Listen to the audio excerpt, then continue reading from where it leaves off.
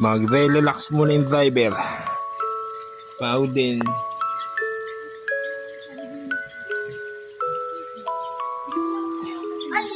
Welcome po sa Pantabangan Lake Farm de la Mare. Ganda dito, pati yung view ng lawa. Kita-kita rin. Nandun yung lawa sa may bundok. May mga coconut pa.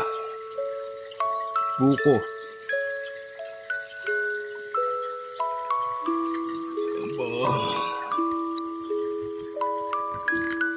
Guys, relax muna ako dito. Kakapagod din po yung mag-drive. Marami na po kaming lugar na napuntahan.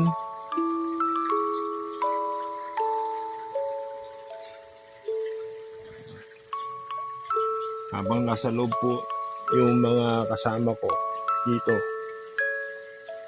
Nagkakainan sila, kapahinga. Siyempre ako dito ako sa malapit sa may sasakyan, doon sa parking area. Hindi ko pwedeng masyadong layuan yun.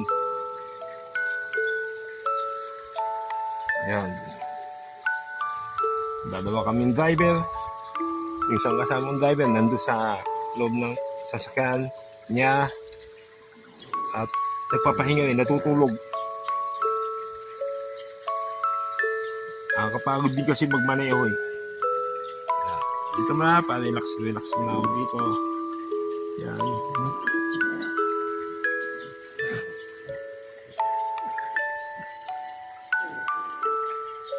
At ako'y doon din ako matutulog mamaya sa sasakyan ko. Mamaya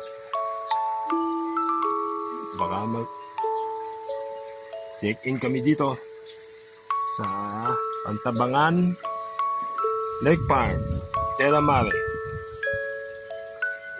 Yung mga gusto pumunta dito, pwede po kayong pumunta. Welcome po kayo lahat dito. Basta tayo, welcome po tayo lahat dito sa Pantabangan Lake Farm de la Mare, Nueva Ecija.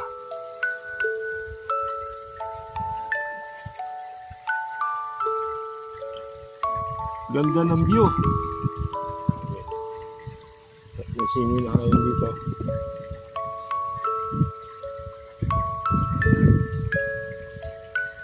Yan.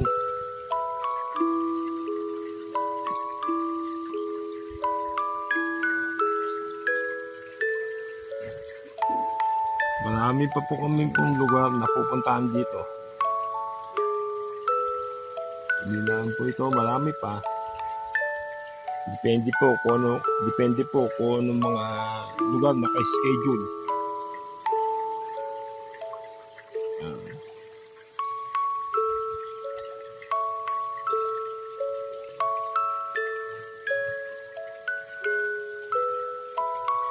Oh, nice.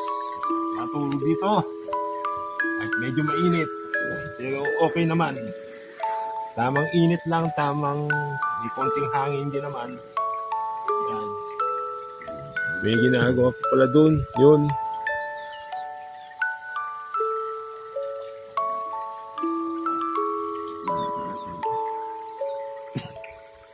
Oh.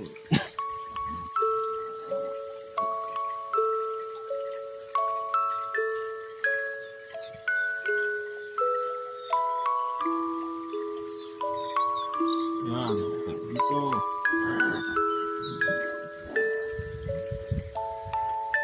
Shoutout nga pala sa lahat po ng mga friends ko sa FB, sa Facebook, lalo po sa mga taga San Jose City, Nueva Ecija, yung mga taga Magic dyan. Shoutout po sa inyo po lahat, pati mga taga Pure Gold, lahat po. Shoutout po sa inyo po lahat yan. Yan. Ay po.